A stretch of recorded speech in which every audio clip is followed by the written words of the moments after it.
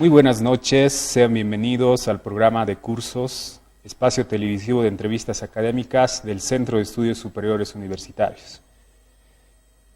¿Cómo está nuestro país en temas de aprovechamiento de tecnologías de información y comunicación? Somos un país conectado, somos un país con brechas digitales. Según un último reporte de la GETIC, existe un 67.5% de población internauta en nuestro país. Un dato, una cifra que no está alejada de la media sudamericana, que es el 71%, ¿no? Con ese dato podríamos pensar que no estamos tan mal en temas de conectividad. Sin embargo, el acceso, solamente el acceso, no garantiza el uso y las apropiaciones de estas tecnologías, ¿no? La inclusión no es solamente un tema de acceso físico, ¿no? Y precisamente para hablar de inclusión digital tenemos como invitado al licenciado Esteban Calizaya. Él es economista de profesión y ha estado trabajando mucho en temas digitales en la GETIC, en el Centro de Investigaciones Sociales de la Vicepresidencia, y nos va a hablar con más detalles sobre este tema y las políticas públicas de inclusión que se están dando en el país, ¿no? Gracias, Esteban, por aceptar la invitación. Buenas noches, Alex. Gracias a ustedes por tenerme acá. Bien, empecemos con esto de la inclusión digital. ¿Cómo puede definirse? En el país siempre se ha hablado en la historia de inclusión, ¿no? Se dice que incluso este proceso político de ahora, que viene desde la impugnación al neoliberalismo en el 2000 y el ascenso del partido de gobierno, se habla bastante de temas de inclusión, ¿no? De inclusión social. Pero esta vez hablemos del tema digital. ¿Qué es la inclusión digital, Esteban? La inclusión tiene que ver más con un concepto mucho más amplio, que no es el de simplemente integrar, ¿no?, a alguien, no es poner a los que no estaban integrados y meterlos en la nueva bolsa donde están con todos, ¿no? Eso es integración. La inclusión en realidad tiene que ver con que estas nuevas personas puedan realmente entrar en estos círculos de forma en la que amplíen en primer lugar sus posibilidades y oportunidades y se normalice estas oportunidades y potencialidades que tienen en este mundo en función de los demás, ¿no? Es decir, que entren realmente en los mismos términos, ¿no?, a un lugar. Cuando hablamos de inclusión digital, esto tiene que ver mucho con que las personas puedan entrar a un mundo digital, pero de una forma balanceada, en los términos que ellas quieran entrar y de forma que puedan aprovechar sus beneficios de la misma forma que podría aprovecharlo tal vez un nativo digital en Estados Unidos, un nativo digital en México, en China y aquí en Bolivia también. Y entonces el tema de la inclusión digital va más allá solamente de estandarizar usos, entonces hay un factor contextual. Obviamente responde un factor contextual, ¿no? No podemos... Puede que haya gente que no quiera conectarse, por ejemplo, y tiene todo el derecho, ¿no? La idea es que el entrar al mundo digital de una forma inclusiva tiene que permitirme mejorar tanto mis capacidades personales como ampliar mis oportunidades materiales. Ambas cosas tendría que lograr. Y si prefiero no entrar a pesar de eso, tengo todo el derecho a no hacerlo, ¿no? Hay una visión muy crítica y en general todo el mundo, en el mundo occidental, cuando se habla del tema de inclusión digital, se habla de brecha digital. Es decir, queremos que la gente se conecte. Y entre, y entre, y entre. No nos importa cómo, no nos importa por qué, no nos importa ni siquiera la calidad en la que se conecta. Por eso es que, por ejemplo, a pesar de que la conexión móvil o la conexión que no está cableada, es beneficiada y se la cuenta como si fuera una conexión más. Sin embargo, esto no es una conexión realmente a la que se le pueda aprovechar todo cuando hablamos de inclusión digital. Bien, precisamente en nuestro país, en el mismo informe de la GETIC, nos habla de que si bien hay este acceso que parece un acceso masivo, casi el 70%, no obstante es un acceso vía internet móvil, ¿verdad? Mayoritariamente el país se caracteriza por conectarse por el móvil, ¿no? O sea, de hecho, para Cochabamba, según el dato de esta misma encuesta, tenemos el 67,2% de personas que se conectan, que estamos un poquito por debajo de la media nacional, casi nada. Pero cuando tú le preguntas a las personas para qué se conectan, por ejemplo, encuentras que la gran mayoría se va a conectar para entretenimiento, ¿no?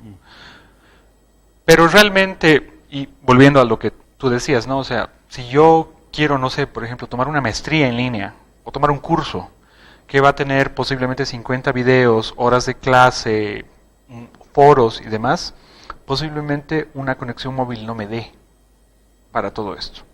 ¿Por qué? Porque es muy cara, ¿no? O sea, no podemos, pues, nosotros pasarnos 5 horas viendo videos con una conexión móvil porque no es factible económicamente.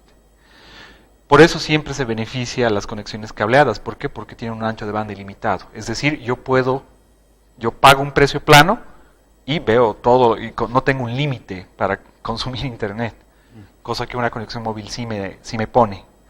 Entonces, ese es un problema, por ejemplo, ahí. Entonces, tú hablabas del propósito, no basta solo el acceso, ¿no? Sino qué uso le estamos dando, se ha visto que es más de entretenimiento.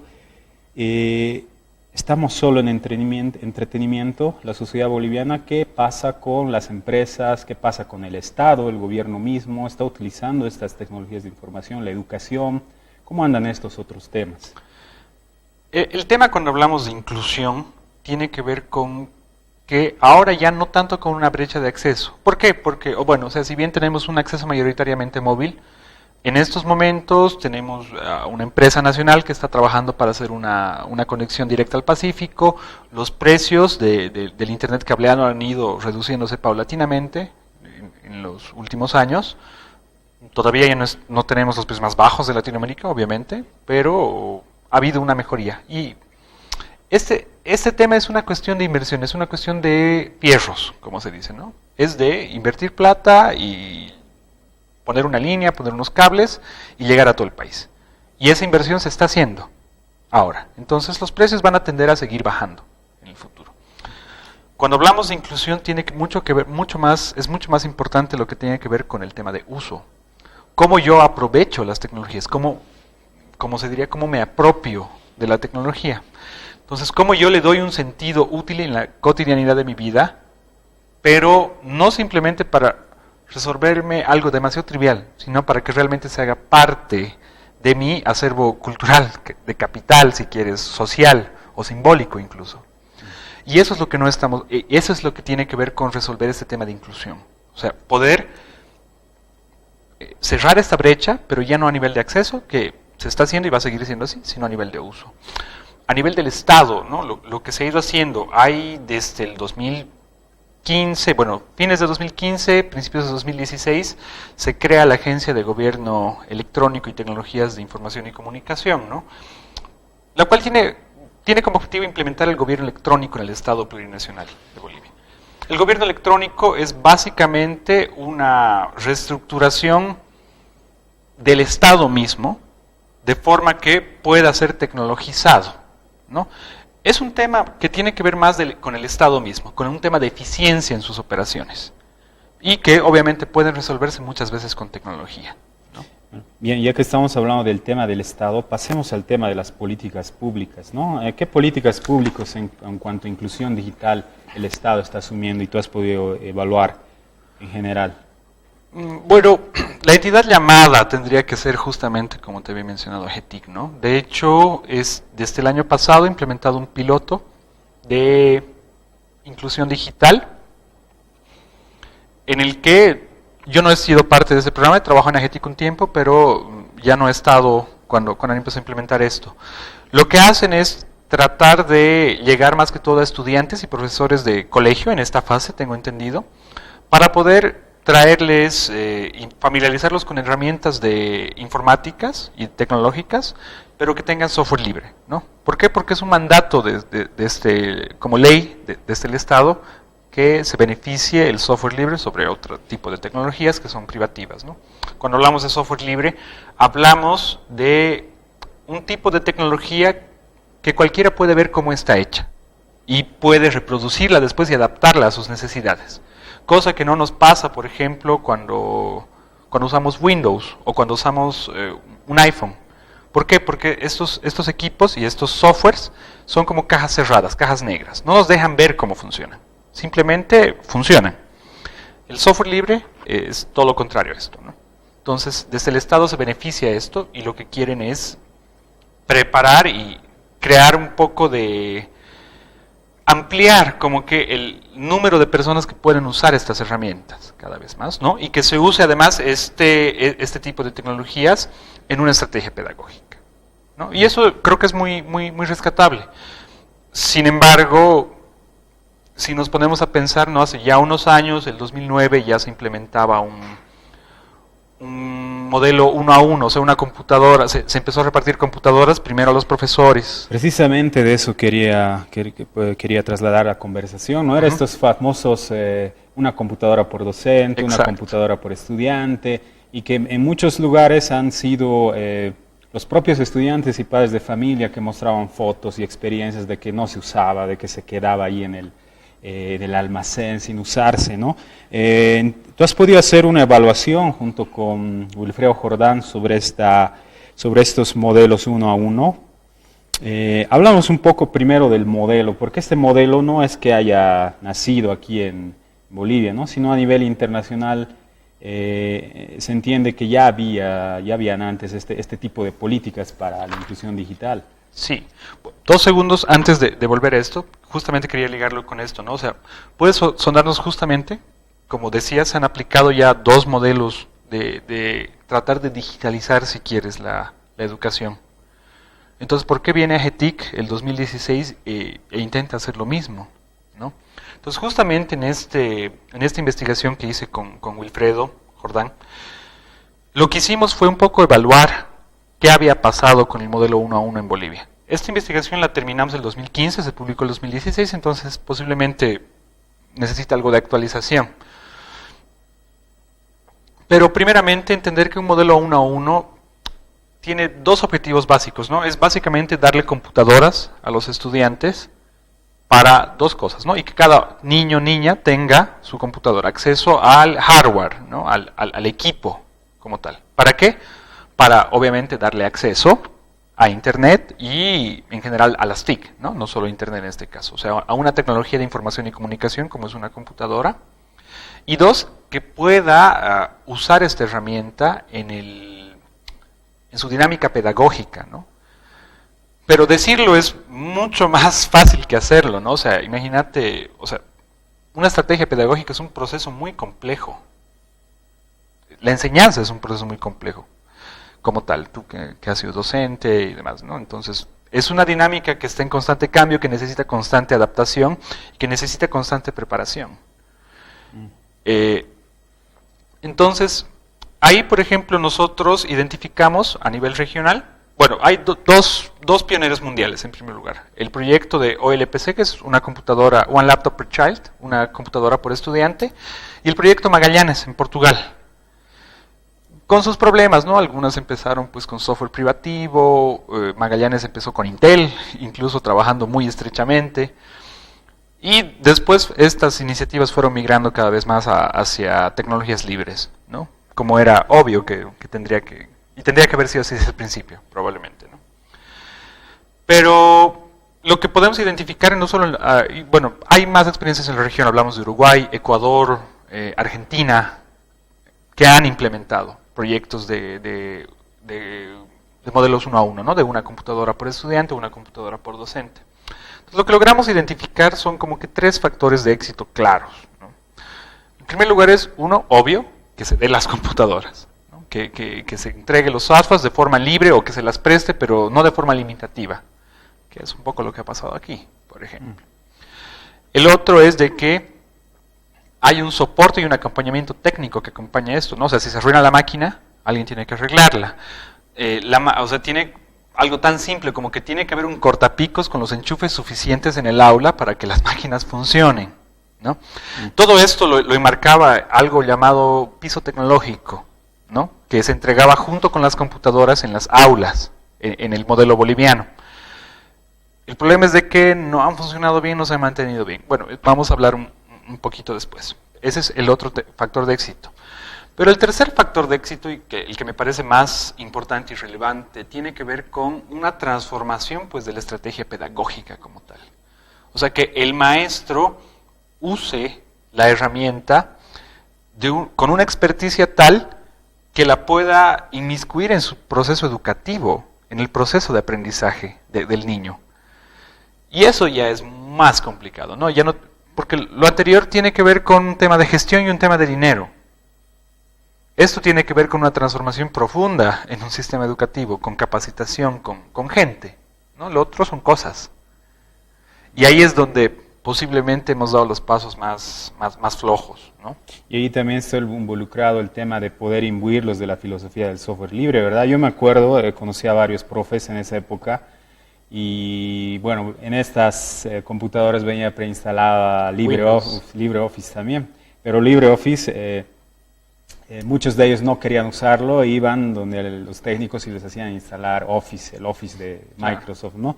Entonces ahí también hay un problema, ¿no? O sea, ¿cómo es posible, cómo se hace que se apropien de principios de software libre los estudiantes y los docentes tampoco están muy metidos? Ha habido un problema muy grave, ¿no? O sea, el problema es de que cuando se empezó esta política, los profes, el 2009, que lanzaron el decreto y cuando los empezaron a entregar el 2011, los profes vieron a la computadora que se les entregaba en realidad como, no sé, como estas películas gringas que al policía les dan el reloj, ¿no? de reconocimiento después de que han terminado su función. Entonces, para ellos era en realidad eso, o sea, me están premiando por todos los años que he estado trabajando aquí en el magisterio y qué bien, ¿no? Y está bien, tienen todo el derecho a sentirse premiados y demás. Pero no acompañó, pues, en ese momento una política que le enseñe siquiera al profesor a cómo usar la máquina.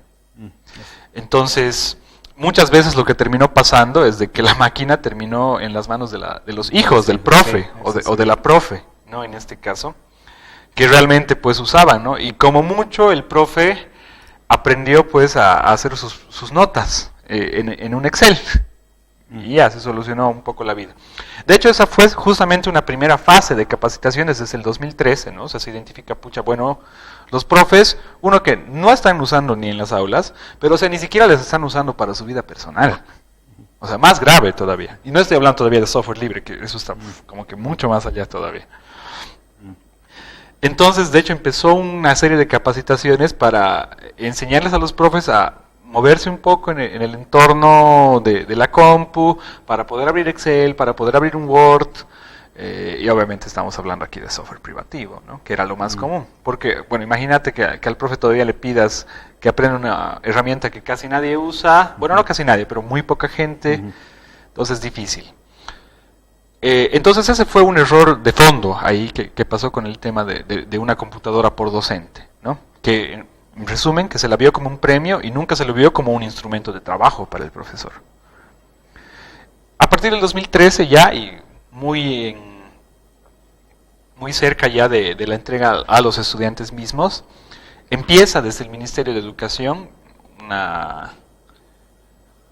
una conciencia acerca de este problema, ¿no? Entonces empiezan a brindar capacitaciones, capacitan, no tengo los números exactos ahorita, los tengo en el paper, pero capacitan una buena cantidad de docentes, les enseñan a usar la máquina y ya bueno, por lo menos pues se subían sus notas con la máquina y empieza un portal importante ahí que se llama Educa Bolivia, ¿no?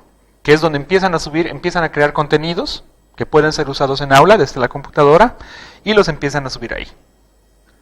Pero eso lo sigue haciendo alguien más, ¿no? A eso me refiero, o sea, no hay una apropiación real porque, bueno, me han dado el contenido de biología y yo lo tengo que usar. Y bueno, si quiero lo uso y si no quiero, no lo uso, ¿no? Pero está ahí. Y en el tema de los estudiantes, ¿cómo vamos? Ya nos está apremiando un poco no el tiempo. Problema. Con los estudiantes el problema fue que falló esto de los pisos tecnológicos, ¿no? En primer lugar.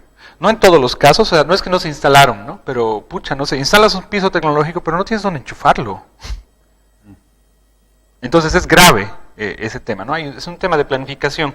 Entonces, una de las primeras fallas que se identifica es que no hay una buena coordinación interinstitucional entre las empresas y los ministerios, si quieres, o las reparticiones que se ocupan de implementar esa política. Que son básicamente Quipus, el Ministerio de Educación y Entel, con lo de los TECs un poco y también tenía que brindar el tema de Internet, ¿no? Entonces no hay una buena coordinación ahí. Sin embargo, ¿qué es lo que pasa también? Una falla muy básica, ¿no? O sea, las computadoras no están a nombre del estudiante. Las computadoras se quedan en el colegio y duermen ahí y se sacan cuando tienen que usarse. Entonces están a cargo de alguien. Ese alguien es el director. Preguntarle al director si quiere, pues, darles 50 computadoras que están a su nombre y bajo su responsabilidad a los estudiantes para que hagan lo que quieran. Difícil. Las ponen bajo 7 llaves, entonces ese es otro gran problema, ¿no? Y bueno, entiendo también al pobre director, ¿no? Él tiene miedo y si algo le pasa a la compu, pues tiene que pagar su salario, ¿no? Entonces, ahí hay un tema que no se ha manejado bien, que no se ha planeado bien, no se ha planificado bien, ¿no?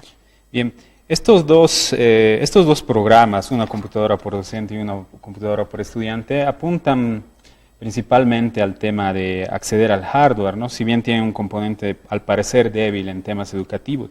Pero tú has participado en otra experiencia a nivel cochabambino, de la gobernación, que es estos cursos de alfabetización digital, Internet para Todos, que era un proyecto que apuntaba ya no tanto al tema del hardware, sino al desarrollo de habilidades.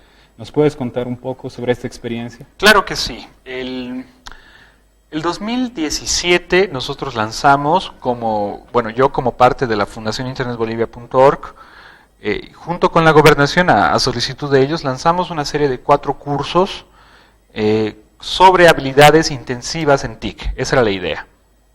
Entonces era justamente empezar a trabajar y cerrar ya esta brecha de uso. Ya no pensar en acceso. ¿Por qué? Porque íbamos a trabajar en un entorno urbano, muy citadino, además, y no íbamos a trabajar precisamente en un área conurbana, si quieres, ¿no? O en una periferia. Entonces era un espacio que nos permitía poder pensar de que, ok, el tema de acceso está no te digo que enteramente, pero más o menos resuelto. Además de que nos aseguramos de que el programa brinde computadoras y acceso a Internet.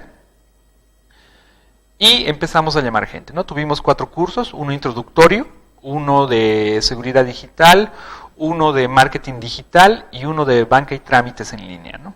Al final tuvimos como 1.740 inscritos y alrededor de 700 personas que terminaron un curso, o sea, una tasa de finalización del 40%, más o menos. Fue una experiencia que a nosotros nos pareció exitosa. En su momento la gobernación estaba muy contenta también con los resultados. Tanto así que el año 2018 se repite. La gobernación decide nuevamente financiar este proyecto, aunque lo hace con mucha menos plata esta vez y plantea un aliado estratégico que es Cisco. Cisco es una empresa multinacional que vende cables, superconductores, antenas, en general, mucho equipamiento muy duro de TIC y tiene ya una malla curricular en una academia que ellos mismos apoyan y financian como parte de su política de responsabilidad social, ¿no? Entonces, en asociación con ellos hicimos los cursos. Sin embargo, si yo tuviera que hacer un balance entre las dos, ¿no? La primera experiencia fue un poco mejor. ¿Por qué? Porque los contenidos se habían preparado específicamente para un público muy específico. Sobre eso mismo, a partir de todas estas experiencias, y estamos llegando a la conclusión, varias experiencias de políticas de inclusión digital, ¿cómo tú podrías plantear, para César, un modelo adecuado para poder profundizar la inclusión digital? La inclusión digital tiene que responder, creo, ahí es muy claro, y eso es algo que no hemos hecho, y eso es una falla nuestra incluso ahora, tiene que responder a una demanda específica, tiene que resolverte problemas. O sea, yo no puedo decir, ok, aquí están los cursos, tómalos, por ejemplo. No, yo tengo que solucionarte problemas tanto de tu vida cotidiana o algo que te mueva adentro, así desde la entraña, si quieres, que puede ser un tema de formación, un tema de, no sé, autorrealización personal, un tema de un activismo, una idea que te mueva y que te lleve a formarte en algo más específico, ¿no? Pero no podemos plantear una alfabetización digital, digamos, que genere inclusión, porque ese es el tema, ¿no? La alfabetización general tiene que ser un medio, no un fin como tal. El medio es generar inclusión, o sea, que más gente realmente aproveche y se beneficie. Y esto lo haces respondiendo a un contexto y con una transformación profunda, si vas a trabajar con niños, desde las aulas, ¿no? No puedes esperar que simplemente por darles herramientas o equipos a un niño o a una persona esto como funcione como que por ósmosis y ya estoy digitalizado, ¿no? Entonces es las dos cosas, ¿no? que tienen que ver ahí. Bueno, te agradezco mucho, Esteban, y agradezco la atención de los televidentes. Buenas noches.